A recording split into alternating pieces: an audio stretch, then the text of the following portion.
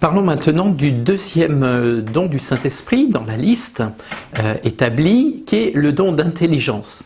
Alors ça c'est désirable aussi, l'intelligence, avoir une belle intelligence, sauf qu'il ne s'agit pas d'intelligence humaine, mais effectivement d'une intelligence qui nous vient du Seigneur, une lumière bien supérieure à l'intelligence humaine, une lumière qui nous vient de Dieu.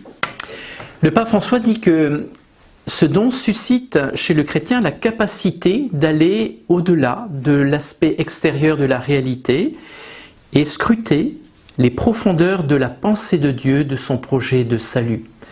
Donc ça va effectivement beaucoup plus loin que ce dont est capable l'intelligence humaine.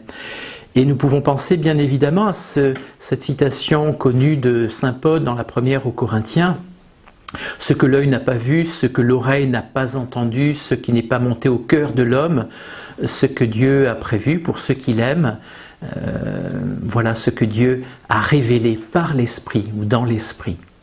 C'est vraiment un don du Seigneur, ce don d'intelligence. Et on peut se rappeler aussi l'étymologie du mot ou de intelligence, intus legere, lire à l'intérieur d'eux. Donc avec un regard vraiment pénétrant, c'est ça l'intelligence.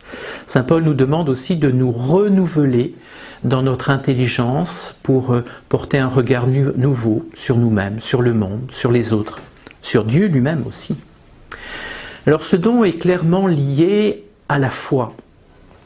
Et c'est normal, si on réfléchit un petit peu, puisque la vertu de foi, la vertu théologique ou théologale de foi, est greffée sur la faculté humaine d'intelligence.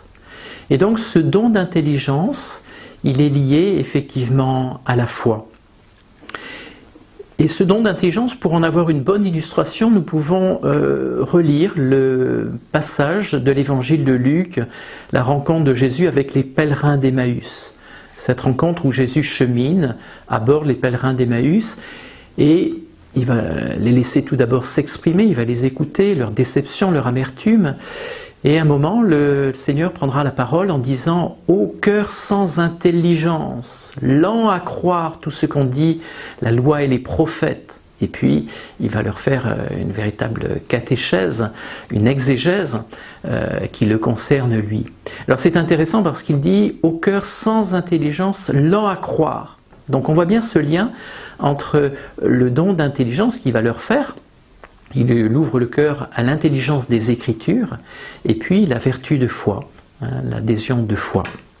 Alors nous devons demander au Seigneur effectivement ce don d'intelligence, non pas pour être plus intelligent que les autres, et ce qui pourrait nous enorgueillir, mais précisément pour pouvoir porter ce regard avec la lumière que Dieu infuse en nous. Faisons, si vous le voulez, cette prière à l'Esprit Saint. Esprit Saint, accorde-nous le don d'intelligence qui nous fera comprendre les vérités de la foi, entrer dans leur sens et contempler leur harmonie intérieure.